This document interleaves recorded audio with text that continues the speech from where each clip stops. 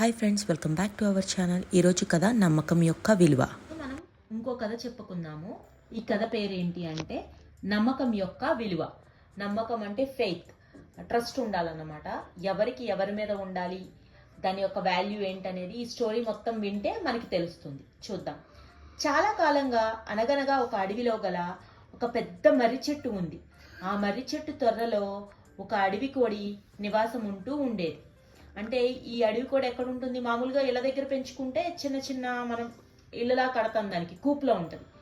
కానీ ఈ అడవి కూడా ఎక్కడ ఉంటుంది అంటే పెద్ద మర్రి చెట్టు ఉందంట అడవిలో. ఆ మర్రి చెట్టు యొక్క తొర్రలో ఉంటుంది. ఒకరోజు అడవి కోడి తనకు ఆహారం దొరకడం చాలా కష్టంగా ఉండడం వల్ల మరి ఒక చోటకి ఆహారం వెతుకుతూ బయలుదేరింది. అంటే ఏం జరిగింది, దీనికి ఇది ఉండే ప్లేస్లో ఫుడ్ లేదు, తినడానికి ఏమీ దొరకలేదు. సో ఈ ప్లేస్ వదిలేసి కొంచెం దూరంగా ఎదరికెళ్ళి ఎతకడం మొదలుపెట్టింది, తినడానికి ఏమైనా దొరుకుతాయేమోనని. సాధారణంగా కోడి ఏం తింటది, గింజలు తింటది, చిన్న చిన్న పురుగుల్ని తింటది, చిన్న చిన్న పువ్వు మొక్కలు ఏమన్నా ఉంటే గడ్డి లాంటి దానికి వచ్చిన గింజల్ని తింటా ఉంటది. యూజువల్లీ కోడి తినేవి ఇదే, అవును కదా. అడవికి దూరంగా గల పొలంలో వరి పంట పండించడం చూసింది. సరే, దీనికైతే బాగా ఆకలేస్తుంది. ఈ అడవికి కొద్దిగా దూరాన్ని వెళ్తే అక్కడంట ఏముందంట, ఒక పెద్ద పొలం ఉందంట. ఆ పొలంలో ఏం పండిస్తున్నారు, వరి పంట పండిస్తున్నారు. వరి అంటే మనం తింటాం కదా, రైస్, బియ్యం. ఆ బియ్యాన్ని ఎవరో రైతు పండిస్తున్నాడు. దీనికి ఇన్ఫర్మేషన్ తెలిసింది, చూసింది. తనకు ఆహారంగా వరి గింజలు దొరుకుతూ ఉండడం వల్ల కొన్ని రోజుల పాటు ఆ అడవి కోడి అక్కడే ఉండిపోయింది. సో దీనికి ఏమైంది, మళ్ళీ ఇంటికి వచ్చేద్దాము, త్వరలో వచ్చి ఉందాము అంటే చాలా దూరం ఉంది, అక్కడేమో ఫుడ్ దొరకట్లా. ఇక్కడైతే చేతి నిండా ఫుడ్ దొరుకుతుంది. అంటే పొలం నిండా ఉన్నాయి వరి గింజలే కదా, ఎన్ని కావాలంటే అన్ని తినొచ్చు. వరి గింజలు బాగా తిని పుష్టిగా తయారైన అడవి కోడి తిరిగి తన నివాసస్థానానికి తిరుగు ప్రయాణం అయ్యింది. వెళ్ళింది, కొన్ని రోజులు అక్కడ ఉంది, తిన్నంత తినింది. వెళ్ళేటప్పుడు చాలా బక్కగా ఉంది, వచ్చేటప్పుడు తిని తిని తిని చాలా లావ్ అయిపోయింది అనమాట. అక్కడి నుంచి మళ్ళీ స్టార్ట్ అయ్యి ఎక్కడికి వచ్చేస్తుంది, దాని హోమ్ ఎక్కడ, పెద్ద మర్రి చెట్టు ఉంది కదా, మర్రి చెట్టు త్వరలోకి అక్కడికి రావాలి. మళ్ళీ అడవి కోడి లేని సమయంలో ఆ అడవిలోని కుందేలు నివాస స్థావరం కోసం వెతుకుతూ అడవి కోడి ఉండే చెట్టు త్వరలో తనకి అనువుగా ఉందని అక్కడెవ్వరూ లేకపోవడం చూసి అది ఉండిపోవడం మొదలుపెట్టింది. ఇది ఫుడ్ కోసం వదిలేసి వేరే పొలంలోకి వెళ్ళిన టైంలో ఏం చేశారంటే దీని ఇల్లు కబ్జా జరిగింది. ఆల్మోస్ట్ ఇది కబ్జానే అనుకోవాలి, ఎందుకంటే అక్కడ కుందేలు వచ్చిందంట. ఆ కుందేలకి ఎక్కడ ఉండాలో తెలియలేదంట. తెలియకపోతే ఎక్కడున్నామని వెతుకుతూ ఉంటే పెద్ద మర్రి చెట్టు, అందులో తొర్ర కనిపించిందంట. ఆ తొర్రలోకి వెళ్ళి చూసింది, ఇక్కడ ఎవరూ లేరు కదా అని ఒక రోజు చూసింది, రెండో రోజు చూసింది, ఇంకెవ్వరూ రావట్లేదని చెప్పి ఏం చేసింది, ఇక్కడ ఏదో బాగుంది కదా, ఇదే నా ఇల్లు అని చెప్పి కుందేలు ఉండిపోవడం మొదలు పెట్టింది. కానీ లెక్క అయితే ఆ ఇల్లు ఎవరిది, అడవి కోడిది. ఆ విషయం కుందేలుకి తెలియదు. కానీ వచ్చి ఏం చేస్తుంది, ఈ తొర్రెలో చాలా బాగుంది అని చెప్పి, కొత్త ఇల్లు దొరికిందో వచ్చి నాకు ఇల్లు బాగుంది అని చెప్పి అక్కడ సెటిల్ అయిపోయింది.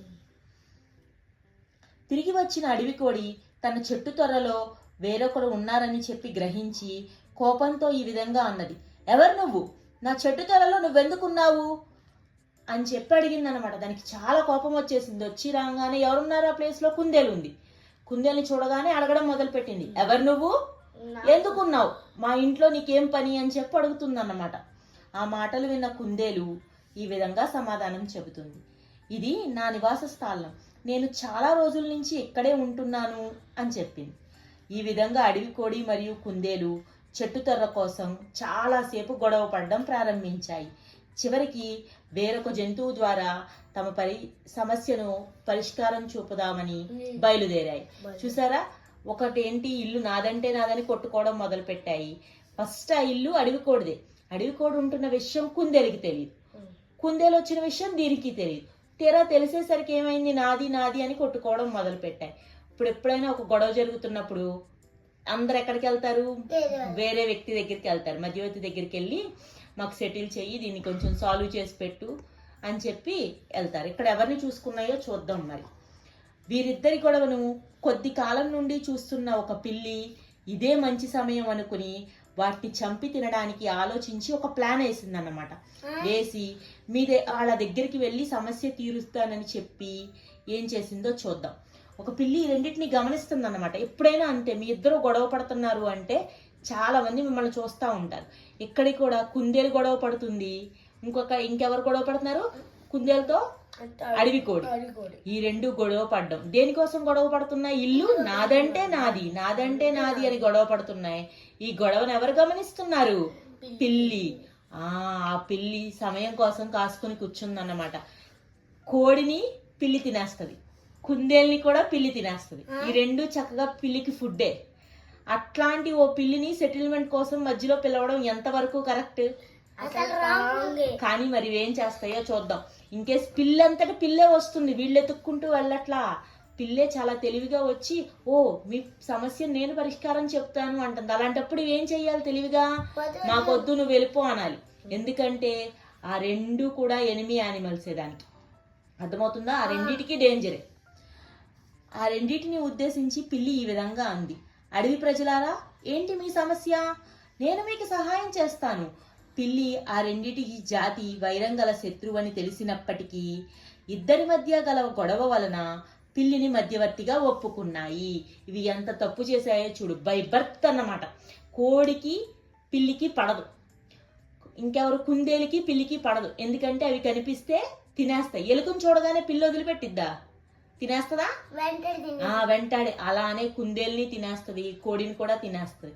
అలాంటి విషయం తెలిసినవి తెలిసి మీ ఇద్దరికి ఏదో గొడవ అయితే మీ ఇద్దరు సెటిల్ చేసుకోవాలి.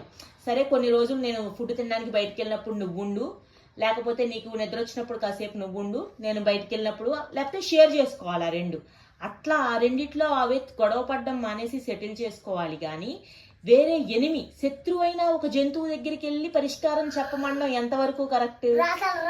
కానీ ఈ రెండు అదే తప్పు చేశాయి. మరేం చేస్తుందో చూద్దాం. అడవి కోడి కుందేలు సమీపించగానే పిల్లి గుర్రుమని శబ్దం చేస్తూ తన పంజా విసురుతూ వాటిపై దాడి చేసింది. అసలు ఆ పిల్లి మీ సమస్యకి పరిష్కారం చెప్తారని వాళ్ళ దగ్గరికి రాగానే ఈ రెండు చెవులు వింటున్నాయి, ఏం చెప్పిద్దా అని. అవి వినే గ్యాప్ కూడా ఇవ్వకుండా దాని పంజా ఉంటది కదా కాళ్ళతో రక్కేసింది అన్నమాట ఇద్దరి మీద. ఈ షాకులోంచి అవి బయటపడేసరికి వాటి ప్రాణాలు పోయాయి. అనుకోని సంఘటన వల్ల కుందేలు అడవి కోడి చెరో వైపుకి ప్రాణాలు కాపాడుకోవడానికి పరుగు పెట్టాయి. కానీ పిల్లి కొట్టినటువంటి బలమైన పంజా దెబ్బకి వాటి పళ్ళ నుండి తప్పించుకోలేక రక్తం కారుతూ అక్కడికక్కడే చనిపోయాయి. అసలు అవి పరిష్కారం దొరుకుతాయేమోనని ఏంటో పిచ్చితనం అన్నమాట, వెర్రితనం, తింగరగుచ్చి అంటారు. అలా వింటానికి రెడీగా కాసుకుని కూర్చున్నాయి. అలాగా ఒక్క దెబ్బ పిల్లి వేసేసరికి ఏమైంది? చచ్చిపోయినాయి, ఎటు పరిగెట్టినాయి. పిల్లి మాత్రం చాలా పండగ చేసుకుంది, వాళ్ళు నాకు మంచి ఫుడ్ దొరికింది. ఒక దెబ్బకి రెండు పెట్టలు చక్కగా రెండు దొరికేసాయి. పిచ్చి మొహాలు గొడవ పడి నా దగ్గరకు వచ్చాయి సెటిల్మెంట్ కి. బాగా అయ్యిందని. ఈ కథలో నీతి ఏంటి అంటే అపనమ్మకమైన వారిని నమ్మడం ప్రమాదం. నీకు ఫస్ట్ లో తెలిసింది ఈ ఎవరో మంచోళ్ళు కాదు, మన గురించి చెడ్డగా మాట్లాడుతున్నారు, లేకపోతే మంచి వ్యక్తి కాదు అని తెలిసినప్పుడు మళ్ళీ నమ్మి వాళ్ళకి అవకాశం ఇవ్వకూడదు. ఇస్తే ఇలాగే జరుగుతుందన్నమాట. అర్థమైందా కదా? నచ్చిందా? రేపు ఇంకో స్టోరీ చెప్పుకుందామా? Thank you, bye bye, good night. Thanks for watching.